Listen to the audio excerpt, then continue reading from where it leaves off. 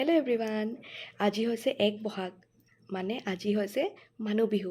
সকলোলৈকে ৰঙালী বিহুৰ বহুত বহুত শুভেচ্ছা জ্ঞাপন কৰিছোঁ। নতুন বছৰটোৱে যেন আপোনালোক সকলোৰে জীৱন সুখ শান্তি আৰু সমৃদ্ধিৰে ভৰাই তোলে, তাকে কামনা কৰিছোঁ। এতিয়া মই যাব ওলাইছোঁ ওচৰৰ কালীবাৰীটোলৈ। তাৰ পৰা আহি পিনে আকৌ ৰেডি হ'ম, চাহ তাহ খাই মাহঁতৰ ঘৰলৈ যাম। আজি যিহেতু মানুহ বিহু, গতিকে সকলোকে গৈ পিনে সেৱা কৰিমগৈ। ইয়াতো মাক কৰিম, মানুহজনকো কৰিম আহি পিনে।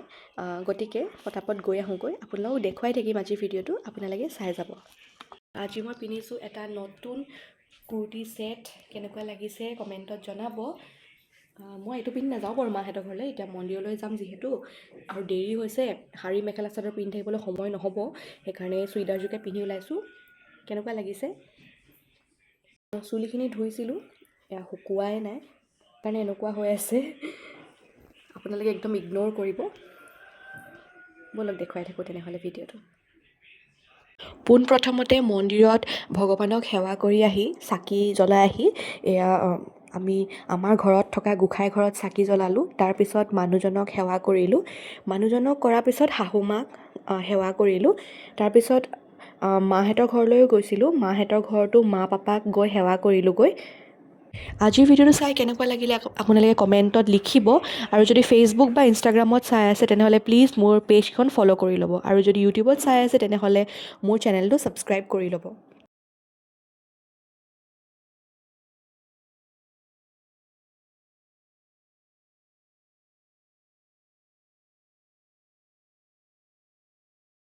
এইবোৰ সকলো কৰি আমি যাব ওলালোঁ মাহঁতৰ ঘৰলৈ। যিহেতু এতিয়া দুইখন ঘৰ নহয়নে, দুইখন ঘৰেই সমানেই ইম্পৰ্টেণ্ট, গতিকে আজি এই অসমীয়া গহনাৰ ছেটটো পিন্ধিলোঁ আৰু লগতে এই কাপোৰযোৰ পিন্ধিছোঁ। এয়া আমি যাবলৈ ওলাইছোঁ মাহঁতৰ ঘৰলৈ।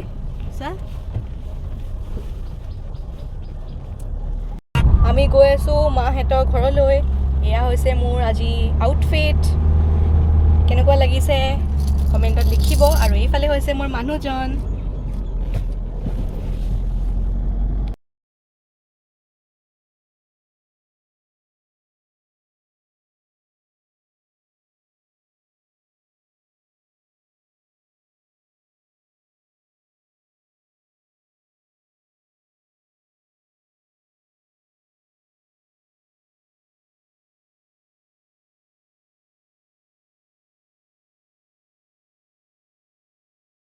মা পাপাহঁতৰ ঘৰত আজি ভাত নাখালোঁ।